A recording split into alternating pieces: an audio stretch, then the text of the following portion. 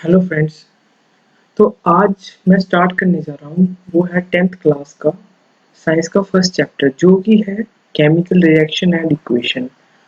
और इस चैप्टर में हम पढ़ेंगे what is chemical reaction, what is chemical equation, और हम पढ़ेंगे कि how to balance the chemical reaction. ये 3 टॉपिक करेंगे अभी इस वाले पार्ट में। ठीक है, तो चलो स्टार्ट करते हैं। देखो, सबसे पहले तो मैं स्टार्ट करूंगा कि व्हाट इज केमिकल रिएक्शन। तो ये स्टार्ट करने से पहले मैं आपको कुछ एग्जांपल्स बताता हूँ। ठीक है, आपने कभी नोटिस करा हुआ है कि जब समर टाइम पे अगर हम दूध गर्मी में ही बाहर रहने दें तो क्या होगा उसका, नोटिस करोगे क्या होता है। आपने भी नोटिस करा होगा कि उसका पनीर बन जाता है, दूध फट जाता है। ठीक है ना। अब दूसरी एग्जांपल लेते हैं कि क्या होता है कि जब लोहा, जब हम नया लेते हैं या नया देखते हैं तो क्या होता है, वो बड़ा ही शाइनी अपीयरेंस का होता है। लेकिन थोड़े टाइम के बाद क्या होता है, महीना 2 महीना साल के बाद उसके ऊपर एक ब्राउन कलर की लेयर सी चढ़ना स्टार्ट हो जाती है। ठीक है ना, जिसको हम रस्ट भी बोलते हैं। अब तीसरा क्या होता है कि जब हम खाना पकाते हैं, ठीक है, तो क्या हो रहा था, पहले उसकी स्टेट कुछ और हो रही होती है, लेकिन बाद में जब हम खाना बना देते हैं तो क्या होता है, उसकी स्टेट कुछ और हो जाती है ना। ठीक है, तो ये सारी एग्जांपल्स हैं किसकी, केमिकल रिएक्शन की। अब ये तो मैंने बताया, लेकिन इससे भी कंसेप्ट क्लियर नहीं हो रहा होगा। लेकिन मैं बताता हूँ होता क्या है कि जो आपने चीज नोटिस करी, सपोज करो कि हम फर्स्ट वाले से ही लेते हैं। ठीक है, फर्स्ट वाले से ही लेते हैं, किससे, ये वाले, कि अगर हम दूध को गर्मियों के दिनों में बाहर रखें तो क्या होता है। तो आपने चीज नोटिस करी होगी कि उसकी स्टेट जो रहती है कि पहले तो वो लिक्विड ही सा होता है, लिक्विड सा होता है, लेकिन बाद में क्या होता है कि वो उसके प्रेसिपिटेट बनना स्टार्ट हो जाते हैं। दूसरे क्या होते हैं, जैसे आपने नोटिस करा कि जब आयरन आयरन क्या होता है कि जैसे क्लियर होगा, क्रिस्टल क्लियर होगा, लेकिन क्या होगा कि थोड़े टाइम के बाद उसके ऊपर ब्राउन कलर की लेयर चढ़ना स्टार्ट हो जाती है ना। तो वो क्या होता है कि उसकी भी स्टेट चेंज हो गई ना, उसका कलर चेंज हो गया ना। तो ये क्या है, ये सारी क्या है, एक रिएक्शन हो रही है, केमिकल रिएक्शन हो रही है, केमिकल चेंज हो रही है। ठीक है ना। तो ये सारी एग्जांपल्स किसकी हैं, केमिकल रिएक्शन की। जैसे एग्जांपल ले लो, ठीक है, एग्जांपल लेता हूँ जो कि एक एक्टिविटी है। हमने क्या करना है कि एक मैग्नीशियम का रिबन लेना है, ठीक है, और उसको क्या करना है, हमने सैंड पेपर के साथ उसको रब करना है, ताकि वो क्या हो जाए कि उसके ऊपर कुछ इम्प्योरिटी है या इम्प्योरिटी की लेयर लगी हुई है वो क्लियर हो जाए।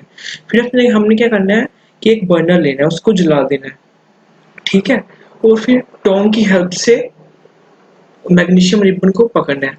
टोंग आप देख रहे हैं, ये होता है टोंग, जिसको हम क्या बोलते हैं, कड़छू भी बोलते हैं, या फिर अ, हमारी लैंग्वेज में तो इसको उच्चा भी बोलते हैं। पकड़ने के लिए होते हैं, जिस जैसे जैसे ये आपको दिख रहा है, ये ये ठीक है, पकड़ना है और बर्नर के ऊपर रखना है। ठीक है, आप क्या नोटिस करोगे कि जो मैग्नीशियम है, मैग्नीशियम बर्न होना स्टार्ट हो जाएगा। जब बर्न होगा तो आफ्टर बर्निंग वो एक वाइट कलर का पाउडर सा बच जाएगा। ठीक है, तो ये क्या हो रही है, बेसिकली एक रिएक्शन हो रही है कि केमिकल रिएक्शन हो रही है। मैं आपको पूरा इसके बारे में आगे बताऊंगा। ठीक है, और अब हम क्या करते हैं, जैसे एक और एग्जांपल लेते हैं। ठीक है, हमने क्या किया, हमने एक फ्लास्क लिया। ठीक है, फ्लास्क लिया, कॉनिकल फ्लास्क लिया। फिर क्या किया हमने, हमने उसके बीच में क्या डाला, जिंक के ग्रैन्युल्स डाले। जिंक के ग्रैन्युल्स डाल दिए, फिर उसके बाद हमने क्या किया, इसके बीच में या तो हमने डाइल्यूट हाइड्रोक्लोरिक एसिड डाला, या तो क्या किया हमने सल्फ्यूरिक एसिड डाला। ठीक है, हम और हमने क्या किया कि इसको कवर किया हुआ था। ठीक है, और कवर की ढक्कन लगाया हुआ था, और उसके बीच में क्या एक सुराख था जिसमें से हमने क्या निकाली हुई थी, एक ग्लास ट्यूब निकाली हुई थी। ठीक है, हमने क्या नोटिस किया कि जैसे ही ग्रैन्युल्स के ऊपर डाला ना हमने हाइड्रोक्लोरिक एसिड, ठीक है, तो थोड़े टाइम के बाद ग्रैन्युल्स में से थोड़े थोड़े बबल्स बनना स्टार्ट हो गए। ठीक है, और जो वो क्या इंडिकेट कर रहे थे कि इसमें से क्या हो रही है, जिंक में से हाइड्रोजन गैस लिबरेट हो रही है। ठीक है, हाइड्रोजन गैस लिबरेट हो रही है। और दूसरा क्या था, हमने एक और चीज नोटिस करी कि जैसे जैसे हम फ्लास्क को पकड़ के हिला रहे थे ना, तो क्या हो रहा था कि जो फ्लास्क था वो गर्म होना स्टार्ट हो गया था। ठीक है ना, तो यानी कि केमिकल तो रिएक्शन हो रही थी, बट क्या हो रही थी उसके साथ हमें ये भी पता लगा कि केमिकल रिएक्शन में होता क्या है। ठीक है, होता क्या है वो आपको बताता हूँ कि देखो अब आ गया ये वाला टॉपिक कि क्या होता है, what happens when chemical reaction take place. एक तो क्या है, एक तो आ गया कि चेंज इन स्टेट। जैसे पीछे वाले एग्जांपल ले लो आप, जैसे मैग्नीशियम की, जब मैग्नीशियम को बर्न किया तो उसकी स्टेट चेंज होगी। ठीक है, वो पाउडरी फॉर्म में हो गया। ठीक है, और दूसरा क्या है कि चेंज इन कलर, उसका क्या है, कलर चेंज हो जाता है। वही मैग्नीशियम वाले एग्जांपल ले लो, पहले अलग कलर का था लेकिन आफ्टर बर्निंग उसका व्हाइट कलर हो गया। ठीक है, और क्या है कि कुछ रिएक्शन में क्या होती है, एवोल्यूशन ऑफ गैस होती है, यानी कि ड्यूरिंग रिएक्शन वो क्या रिलीज करते हैं, गैस रिलीज करते हैं। ठीक है, और चेंज इन टेम्परेचर। ठीक है, change in temperature in the sense कि कुछ कुछ रिएक्शंस ऐसी होती हैं, नॉट मोस्ट लेकिन मैक्सिमम रिएक्शंस में, क्या मैक्सिमम भी नहीं कह सकते, कि कुछ रिएक्शंस में क्या होता है कि हीट लिबरेट होती है। ठीक है ना, अब आगे चलते हैं। जैसे अब हम स्टार्ट करते हैं कि व्हाट इज केमिकल इक्वेशन। ठीक है ना, तो केमिकल इक्वेशन क्या होती है, केमिकल इक्वेशन बेसिकली क्या होता है कि अब केमिकल रिएक्शन तो हो गई, लेकिन उसको रिप्रेजेंट भी करना है, हमको बताना भी है ना कि ये जो केमिकल रिएक्शन हुई है वो कैसे हुई है, किन एलिमेंट्स की वजह से हुई है। ठीक है, तो जो हम उसकी रिप्रेजेंटेशन करते हैं उसको हम क्या बोलते हैं, केमिकल इक्वेशन। सो बेसिकली जो सिंबॉलिक रिप्रेजेंटेशन होती है कि जो हाउ द केमिकल रिएक्ट्स, ठीक है, वो क्या होता है, हमारी केमिकल इक्वेशन होती है। जैसे प्रीवियस वाले एग्जांपल ले लो कि जो मैग्नीशियम है, मैग्नीशियम ने किसके साथ रिएक्ट करा, ऑक्सीजन के साथ करा। अब जैसे मैग्नीशियम को बर्न करा, ठीक है, आपको पता है कि जो इग्निशन होती है वो in the presence of oxygen ही होती है। यानी कि जब हम मैग्नीशियम को एयर में बर्न किया तो बेसिकली जो मैग्नीशियम था वो ऑक्सीजन के साथ रिएक्ट कर रहा था। ठीक है, रिएक्ट कर रहा था, तो उसने क्या बनाया, हमारा मैग्नीशियम ऑक्साइड बनाया, जो कि क्या था, व्हाइट इन कलर। ठीक है, अब आगे अब हम बताता हूँ तुमको कि रिएक्टेंट्स और सॉरी आगे हम मैं आपको बताता हूँ कि रिएक्टेंट्स एंड प्रोडक्ट्स क्या होते हैं। ठीक है, अब रिएक्टेंट्स की सुने, तो रिएक्टेंट्स बेसिकली क्या होते हैं कि जो सब्सटेंस, ठीक है, जो एक जो रिएक्ट करते हैं। ठीक है, रिएक्ट इन द सेंस कि जिनके बीच में कुछ केमिकल चेंज आ रहा होता है ड्यूरिंग रिएक्शन। ठीक है, जैसे हमारे एग्जांपल ले लो किसकी, जैसे जब हमने मैग्नीशियम को क्या किया, बर्न किया था, तो बेसिकली क्या हुआ था, मैग्नीशियम और ऑक्सीजन क्या कर रहे थे, रिएक्ट कर रहे थे, तो दे आर बोथ रिएक्टेंट्स। ठीक है, अब किसकी एग्जांपल ले लो, अब करते हैं प्रोडक्ट के बारे में। प्रोडक्ट क्या होता है कि जो आफ्टर रिएक्शन जब उनमें चेंज आ रहा था, और जब चेंज कंप्लीट हो गया, जो नया सब्सटेंस बन गया, वो बेसिकली आपका क्या है, प्रोडक्ट है। जैसे ये वाले एग्जांपल ले लेते हैं अगेन कि जैसे मैग्नीशियम और ऑक्सीजन, इन दोनों ने रिएक्ट किया, इन दोनों में क्या हुआ, कुछ चेंज आया। ठीक है, तो दे आर रिएक्टेंट्स। अब आफ्टर चेंज, जब चेंज हो गया, ठीक है, जो नया प्रोडक्ट बना, जो कि हमारा बना था क्या, मैग्नीशियम ऑक्साइड, वो क्या है, हमारा प्रोडक्ट है। अब बात आती है क्या है कि केमिकल इक्वेशन को कैसे लिखते हैं। देखो, जैसे पीछे तो हमने रिप्रेजेंट कर दिया कि हमने बता दिया था कि ये जो केमिकल इक्वेशन है ये बेसिकली क्या है, ये सिंबॉलिक रिप्रेजेंटेशन है कि कैसे जो केमिकल रिएक्ट करते हैं। ठीक है, हमने फुल लिख दिया कि जो मैग्नीशियम का फुल वर्ड लिख दिया, ऑक्सीजन का फुल वर्ड लिख दिया, but in the long sense अगर पूरा इस एग्जाम्पल को बताना हो, क्योंकि कभी कभी क्या होता है कि एक रिएक्शन में बड़ी सारी रिएक्शंस हो रही होती हैं, और जब हम इनके फुल नाम लिखते हैं तो वो काफ़ी डिफिकल्ट हो जाता है हमारे लिए खुद मैनेज करना। तो हमने क्या किया हुआ है कि जो जितने भी जो केमिकल्स हैं, इनको सिंबल्स मिले हुए हैं। ठीक है, इनको सिंबल्स मिले हैं। फॉर एग्जांपल मैग्नीशियम को मिला हुआ है Mg का सिंबल, ऑक्सीजन को मिला हुआ है O का सिंबल। ठीक है, तो हम क्या करते हैं केमिकल इक्वेशन में, तो जब हम लिखते हैं तो हम इनके सिंबल्स लिखते हैं। फॉर एग्जांपल जब मैग्नीशियम का हम सिंबल लिखा है Mg, ऑक्सीजन का लिखते हैं O2, देन जब ये रिएक्ट करे तो क्या बनाते हैं, मैग्नीशियम ऑक्साइड, उसका सिंबल क्या है, MgO। ठीक है, जैसे और एक और बात क्या होती है, ठीक है ना, जो सब्सटेंसेस रिएक्ट करते हैं, ठीक है। तो जो दो रिएक्ट कर रहे हैं वो हम उन दोनों के बीच में क्या डालते हैं, प्लस का सिंबल। ठीक है, हाँ ये इंडिकेट करे कि ये जो दोनों है ये रिएक्टेंट्स है और ये दोनों क्या कर रहे हैं, ये दोनों क्या कर रहे हैं, रिएक्ट कर रहे हैं। ठीक है ना। तो ये जो एरो होता है ये इंडिकेट करता है कि इन दोनों के बीच में क्या हो गई है, रिएक्शन हो गई है। और ये जो लास्ट वाला प्रोडक्ट है ये क्या बनाता है कि ये आफ्टर रिएक्शन ये वाला प्रोडक्ट बन गया है। ठीक है। अब मैं आपको बताऊंगा कि बैलेंस केमिकल इक्वेशन क्या होती है। ठीक है, अनबैलेंस केमिकल इक्वेशन क्या होती है, और हम इन इक्वेशंस को, केमिकल इक्वेशंस को, अगर कोई अनबैलेंस है उसको हम कैसे बैलेंस करते हैं। ठीक है ना। तो फॉर एग्जांपल हम ले लेते हैं जिंक, ठीक है, और सल्फ्यूरिक एसिड की। ये दोनों क्या करें, ये दोनों रिएक्टेंट्स है। ठीक है, ये दोनों रिएक्टेंट्स है। तो जब इन दोनों ने रिएक्ट करा तो क्या बनाया, जिंक सल्फेट बनाया प्लस हाइड्रोजन गैस लिबरेट हुई। ठीक है। अब एग्जांपल, अब हम इनकी केमिकल इक्वेशन की, जिंक की क्या है Zn, सल्फ्यूरिक एसिड की क्या होती है H2SO4। अब जिंक सल्फेट की क्या होती है ZnSO4 और हाइड्रोजन गैस की H2। आपने क्या नोटिस किया कि बिफोर रिएक्शन तो जिंक के कितने एटम्स थे रिएक्टेंट साइड में, एक, और आफ्टर रिएक्शन कितने थे, एक। ठीक है। अब हाइड्रोजन कितने हैं, दो बिफोर रिएक्शन, आफ्टर रिएक्शन कितने हैं, दो। ऑक्सीजन कितने हैं, ऑक्सीजन हमारे कितने हैं, चार, और आफ्टर रिएक्शन कितने हैं, चार। ठीक है ना, दिख रहा है। और क्या बचा है, सल्फर, सल्फर हमारा कितना है, एक, और आफ्टर रिएक्शन कितना है, एक। यानी कि जो number of atoms before reaction और आफ्टर रिएक्शन अगर इक्वल है तो जो हमारी केमिकल इक्वेशन है वो क्या है, बैलेंस्ड केमिकल इक्वेशन। ठीक है। अगर number of atoms before reaction और आफ्टर रिएक्शन इक्वल नहीं है तो वो क्या है, हमारी अनबैलेंस्ड केमिकल इक्वेशन। ठीक है। और उसको हम बैलेंस कैसे करेंगे, इसको हम आगे वाली स्लाइड में पढ़ेंगे। ठीक है ना। जैसे एक एग्जांपल ले लो किसकी, जैसे आयरन रिएक्ट कर रहा है, ठीक है, वाटर के साथ। ठीक है, तो हमारा क्या बनता है, ferric oxide plus hydrogen gas. जैसे अब देख सकते हैं हमारा आयरन, आयरन के कितने एटम है इधर, अब आयरन के कितने एटम है, एक ही है ना, आयरन का एक एटम है। लेकिन आफ्टर रिएक्शन इधर कितने शो कर रहा है, तीन। इधर ऑक्सीजन के कितने एटम है, एक, लेकिन आफ्टर रिएक्शन कितने शो कर रहा है, चार। इधर हाइड्रोजन के कितने एटम है, दो है, लेकिन आफ्टर रिएक्शन क्या शो कर रहा है, दो है। यानी कि हाइड्रोजन एटम तो बराबर है लेकिन बाकी वाले एटम्स तो बराबर नहीं है।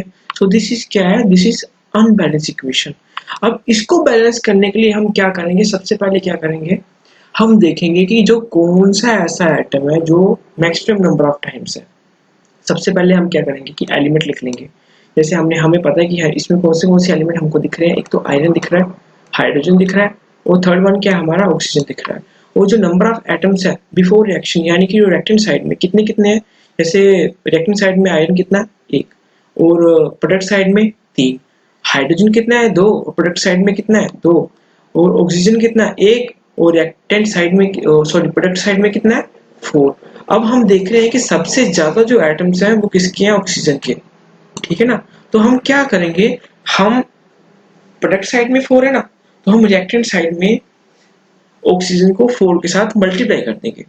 ठीक है ना। यानी कि अगर ये वाटर के साथ मिला हुआ ना, यानी कि H2 इकट्ठा मिला हुआ, तो हम इसको क्या कर देंगे, पूरे को फोर के साथ मल्टीप्लाई कर देंगे। ठीक है, फोर के साथ मल्टीप्लाई कर दिया और बाकी वाली रिएक्शन को वैसे का वैसे रहने देंगे। अब क्या करेंगे, नेक्स्ट वाली हम फिर से अगेन चेक करेंगे कि कौन सा ऐसा एटम है जो मैक्सिमम नंबर ऑफ टाइम है। अगेन ये लिखेंगे, ये वाला प्रोसीजर करेंगे, ये वाला प्रोसीजर करेंगे।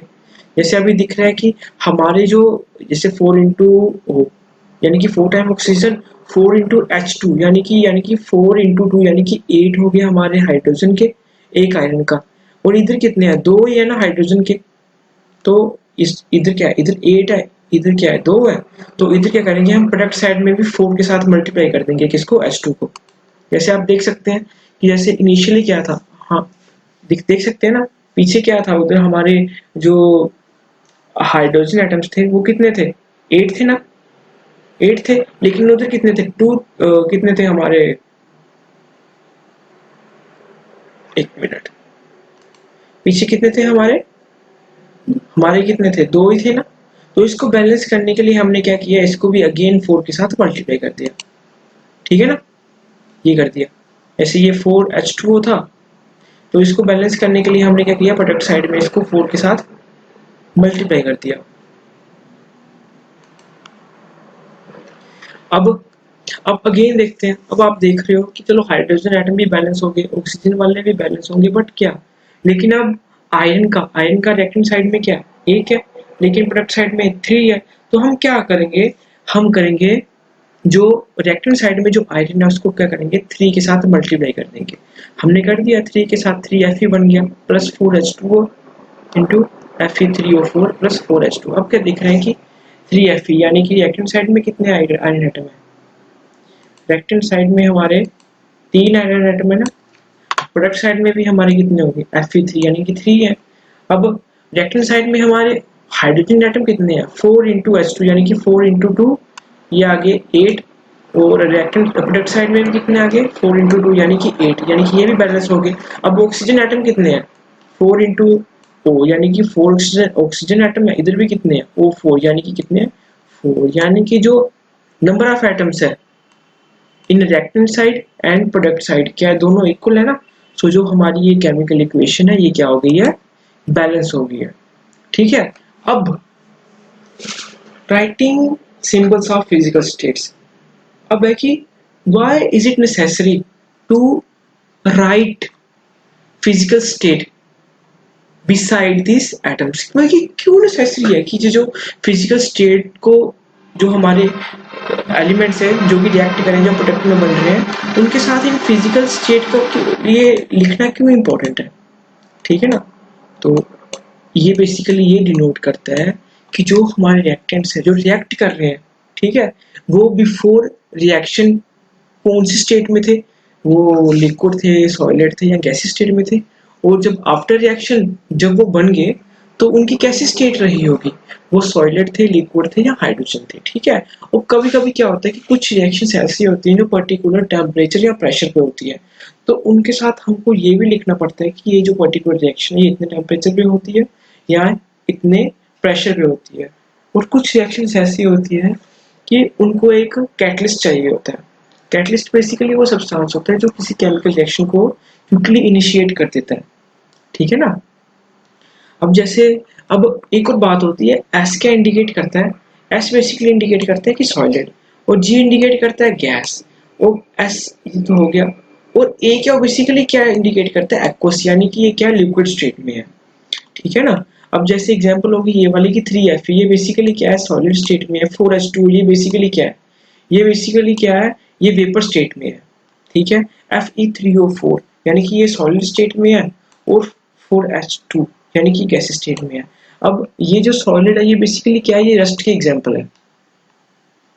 आपने देखा होगा ना कि जो आयरन सॉलिड ही होता है, लेकिन जो रिएक्ट करता है वो मॉइस्चर के साथ रिएक्ट करता है। मॉइस्चर तो किस स्टेट में होता है, गैस स्टेट में होता है ना। अब जी हमारी आ गई रस्ट Fe3O4 जो कि सॉलिड ही होती है, और साथ में लिबरेट क्या होती है, हमारी हाइड्रोजन गैस, ठीक है। अब एक और एग्जांपल ले लेते हैं, किसकी, कार्बन मोनोऑक्साइड जब रिएक्ट करती है किसके साथ, हमारी हाइड्रोजन गैस के साथ, यानी कि बोथ आर गैसेस ना। और ये रिएक्ट कितने प्रेशर पे करती है, ये रिएक्ट करती है 340 एटमॉस्फेरिक प्रेशर के साथ, और हमारा क्या बनाती है, मिथेनॉल। मिथेनॉल विच इज क्या, लिक्विड है ये, ठीक है। अब एक और एग्जांपल ले लो किसकी, ये जो प्लांट की केमिकल रिएक्शन होती है, ठीक है। प्लांट जो ग्लूकोज बनाता है वो कैसे बनाता है, एक तो वाटर, और ये कार्बन डाइऑक्साइड लेता है एटमॉस्फेयर से, ठीक है, और क्या लेता है, और ये लेता है क्या, वाटर लेता है, ठीक है, रूट से। तो जब इन क्या करते हैं, जो हमारी सनलाइट जो क्लोरोफिल है, ठीक है, इनकी प्रेजेंस में ये तो ये क्या होता है, ये कन्वर्ट हो जाता है किसमें, ग्लूकोज में, ठीक है। और साथ में क्या होता है, ऑक्सीजन गैस लिबरेट होती है, ठीक है। इसी के साथ हमारी ये वाले टॉपिक्स खत्म होते हैं, और जो बाकी वाले टॉपिक बचते हैं वो मैं आपको नेक्स्ट वाली वीडियो में पढ़ा दूंगा। Thank you for listening. अगर अच्छा लगे तो प्लीज लाइक एंड सब्सक्राइब।